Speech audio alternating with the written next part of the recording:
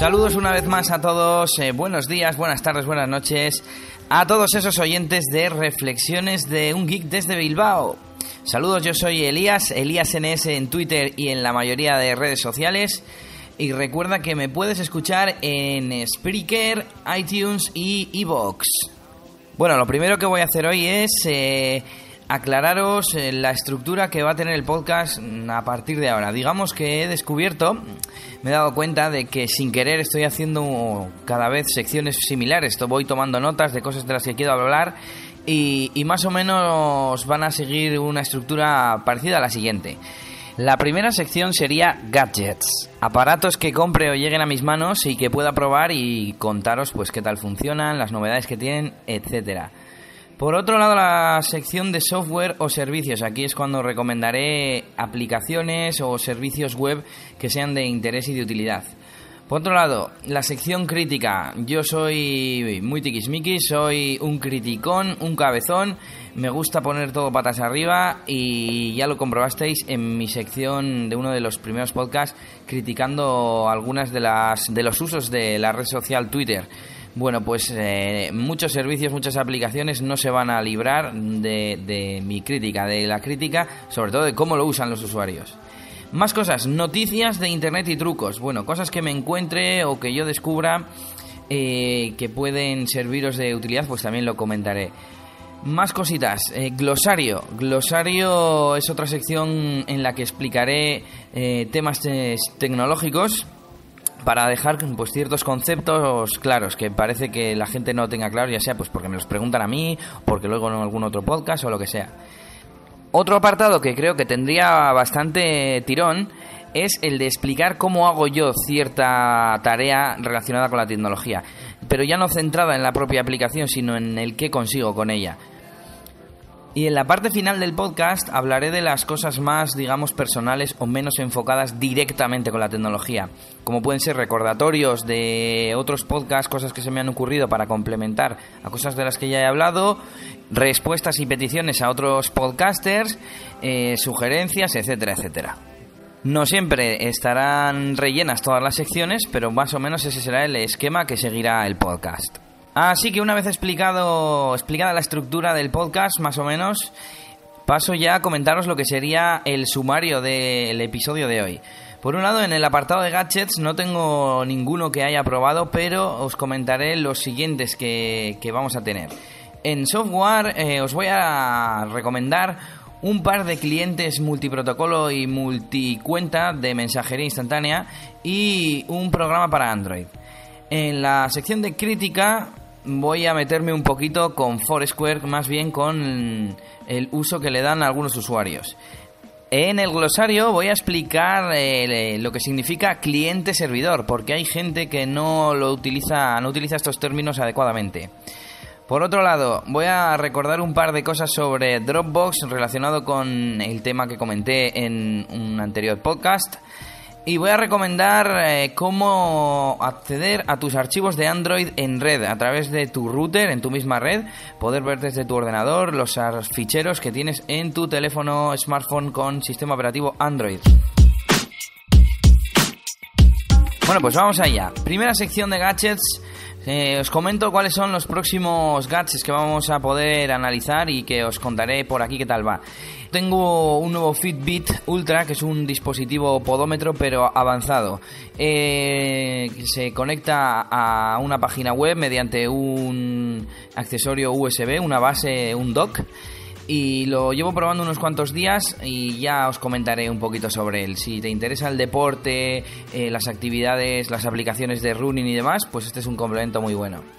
También me llegará dentro de muy poco un Sony Livewire, que es un reloj inteligente, uno de estos accesorios que se conectan a Android. Te pones el reloj, lo conectas por USB a tu dispositivo Android y puedes interactuar con él, redes sociales, mensajes cortos y este tipo de cosas. Más cosas que pronto voy a analizar aquí en el podcast. Mi compañero y amigo Yannick del trabajo se ha comprado un Asus Transformer Pad.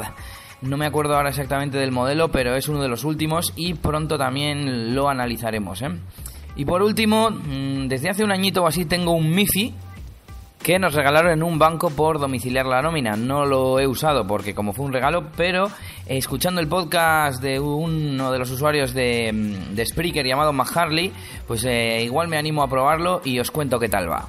Y pasamos ya a la sección de software y servicios. Hoy os recomiendo un par de programas que sirven para chatear en todas las redes que te puedas imaginar. Llevo yo bastantes años usando el cliente Pidgin. Actualmente me he pasado a otro que se llama Dixby. Os dejaré los nombres y los enlaces correspondientes en la descripción del episodio. Pero básicamente sirven para lo siguiente. Son clientes no oficiales de las típicas redes de mensajería, como pueden ser MSN Messenger o Gtalk, Google Talk. Pero incluye muchas más redes y la principal ventaja que tienen es que son multicuenta, multiplataforma y, como veis, multiprotocolo. Es decir, podemos conectarnos a la vez con el mismo programa en distintas redes. Voy a comentar primero un poquito el Pidgin, el cual ya no utilizo, pero que tiene ciertas diferencias con el Dixby, que es el que utilizo actualmente. El Pidgin es multiplataforma, es decir, que se puede utilizar en distintos sistemas operativos, Windows, Mac y Linux. Y tiene la principal ventaja es que soporta plugins o extensiones. Es decir, distintos desarrolladores que no sean los que se encargan de realizar el programa principal pueden crear funcionalidades extra, con lo cual las opciones de este programa son infinitas. Aparte, tiene una configuración muy avanzada, como todos los programas que yo siempre comento. Pidgin consume muy pocos recursos y tiene funcionalidades tan chulas como configurar una acción siempre que se conecte un amigo, o siempre que inicie sesión, o que cambie el estado. También podemos hacer que tenga autoaceptar los archivos que te envíen.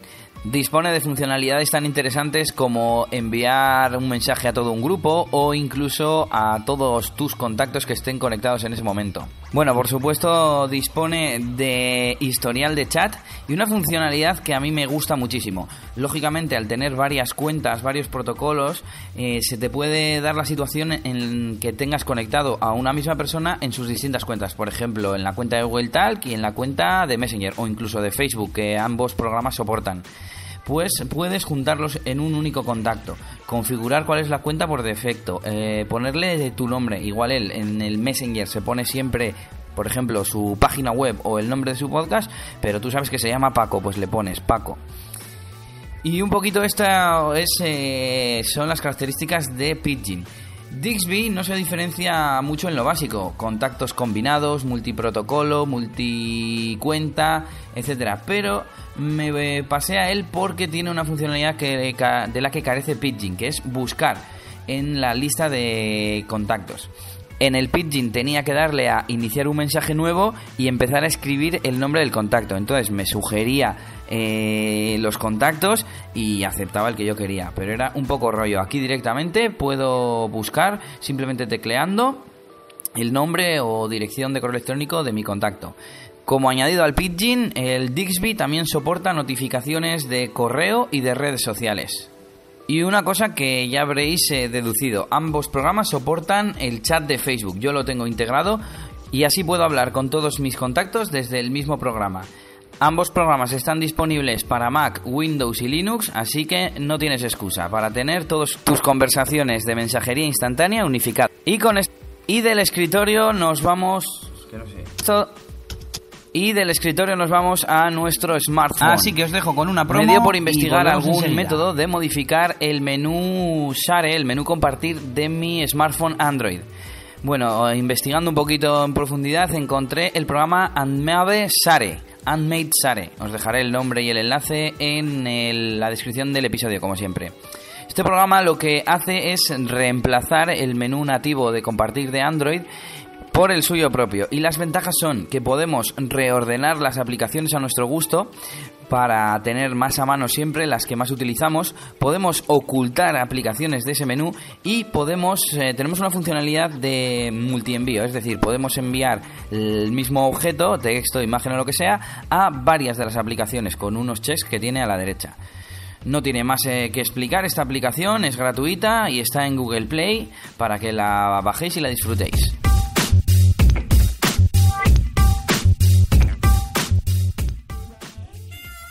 Bueno, Luis, ¿y tú qué es lo que escuchas? Mini Popica. ¿Y por qué escuchas Mini Popica? ¿Qué es lo que te gusta? Pues me gusta la PSP, el iPhone, el iPad. Ana habla mucho de esas cosas y me gusta la Nintendo. También la tablet. Y ella me enseña a jugar en su iPad. Me baja juegos chulos. ¿Y tú qué es lo que escuchabas? Mini Popica, ¿qué pasa?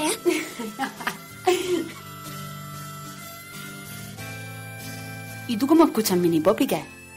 En iVoox, en iTunes y en Spreaker. Popi, vamos a jugar al iPad.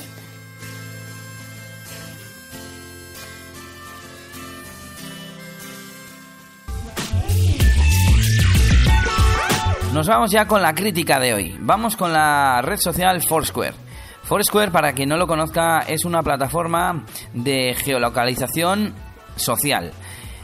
El funcionamiento es el siguiente: nos bajamos la aplicación, nos creamos una cuenta y podemos indicar en qué lugar estamos. Esa es la funcionalidad básica del programa.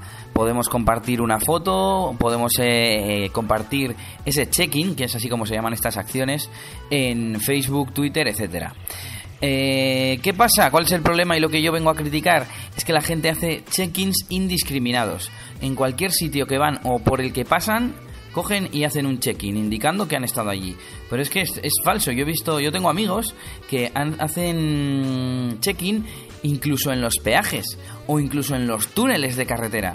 Vamos a ver, yo creo que la base de este programa, de esta plataforma, es indicar a tus amigos, compartir con tus amigos dónde estás, pero porque estás haciendo algo allí, porque estás, aunque sea esperando al autobús, porque también están las paradas de autobús metidas en Foursquare, aunque sea estás haciendo eso, pues esperando al autobús después del teatro o lo que sea, pero pasando por un túnel, ¿qué sentido tiene hacer check-in en un túnel? Hola, pasando por un túnel. No, hombre, cuando llegues a la ciudad a la que vas o al lugar al que vas ya harás un check-in relevante. Por ejemplo, que vas al pueblo de al lado a comprar algo. Bueno, pues haces check-in en el centro comercial, publicas una foto si quieres y nos cuentas que estás en el centro comercial comprándote esa cosa y ya está, y ese check-in será relevante, pero hacer check-ins indiscriminados no, por favor. Yo ya hasta he dejado de utilizar la aplicación porque primero desactivé las notificaciones, no hacía más que llegarme notificaciones de mis amigos haciendo check-in indiscriminados totalmente en cualquier sitio, y que conste que tenía 6 o 7 amigos, y ya es que no uso ni la aplicación, tan solo utilizo Foursquare a modo de historial porque lo tengo sincronizado con otros servicios web y de vez en cuando recurro a este historial para rescatar información antigua de cuando estuve en tal o cual sitio. Otra de las funcionalidades, que sería comprobar dónde están nuestros amigos, yo no le daba mucha utilidad porque al menos en mi círculo la gente normal, vamos a decir, no utiliza Foursquare. De los 7 amigos que he comentado, ya solo lo utilizaba habitualmente un amigo, que es uno de los que hacen check-ins indiscriminados, y mi novia.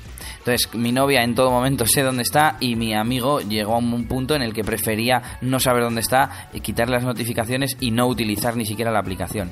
Para hacer check-ins utilizo clientes alternativos y listo, ¿eh? Así que, por favor, di no a los check-ins indiscriminados en Foursquare.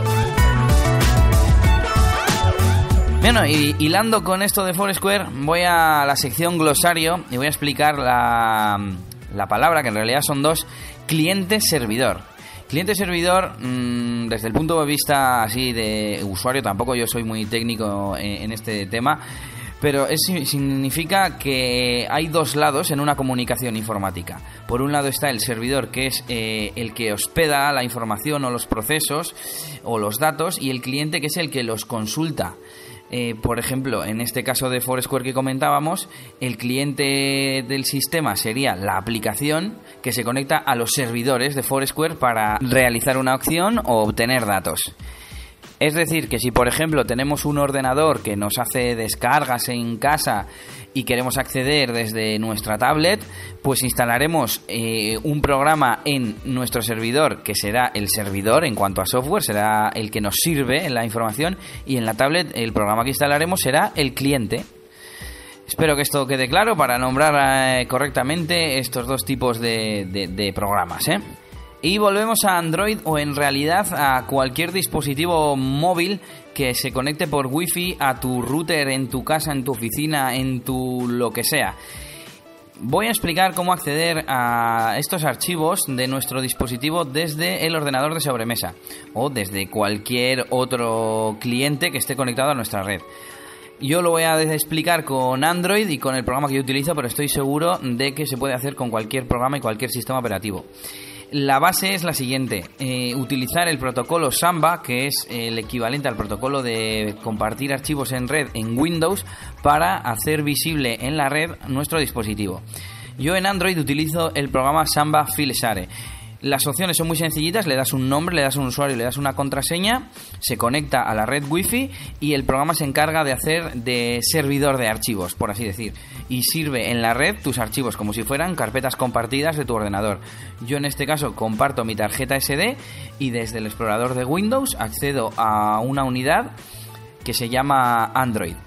Esa unidad además yo me la he montado como una unidad de red, con lo cual accedo a la unidad Z, que es la letra que yo le he asignado, y ahí tengo, sin necesidad de conectar por cable USB, todos los archivos de mi teléfono disponibles. Con este sistema y el programa Always Sync que comenté en el podcast anterior, tengo montado mi sistema de sincronización con mi dispositivo Android, tanto para sincronizar fotos, de pasar música, descargar cosas o lo que sea. Así que Samba File Share o Samba File Share para los entendidos en inglés. Os dejaré el enlace en la descripción del episodio. Y nos vamos ahora con la sección de recordatorios. En este caso se trata de un par de apuntes sobre la aplicación y los usos de Dropbox que comenté en el anterior podcast. Y es lo siguiente, que muchas aplicaciones y servicios online se integran con Dropbox. Por ejemplo, para tener los datos y configuraciones de ciertas aplicaciones sincronizadas o para salvar backups. También servicios como If This Then That o Dropbox Automator la utilizan para realizar distintas acciones. Y por último voy a ir terminando en este episodio y nada, os voy a pedir a todos los podcasters, tanto los del territorio geek, los mix, los geeks, toda la comunidad de Spreaker y cualquier podcast que esté remotamente relacionado con lo que yo suelo comentar en el mío, que me paséis vuestras promos. Me gustaría tener promos de más podcasts, cualquiera que esté relacionado, aunque sea remotamente, con la temática que yo suelo tratar por aquí, tecnología y demás, para promocionarnos entre nosotros, que hay que hacerlo, ¿eh? Tenemos que darnos a conocer entre todos. Y relacionado con esto, me gustaría animar a todos los oyentes que tengan cualquier problema, cualquier duda, sugerencia o cualquier excusa para ponerse en contacto conmigo, que lo hagan, que me manden un mensaje, que me dejen una mención en Twitter, y si no, pues que me escriban en mi perfil de Google Plus. En el perfil de Twitter tengo enlazado el perfil de Google Plus desde el que se puede enviar un mensaje sin necesidad de tenerme agregado ni ningún tipo de historia rara. Y nada, con esto os recuerdo que el podcast está en Spreaker, en iTunes y en iVoox, Reflexiones de un Geek desde Bilbao, y que yo estoy en todas las redes sociales, o casi todas, con el nombre de Elías NS. Con esto me despido y nos escuchamos en el próximo episodio. ¡Saludos!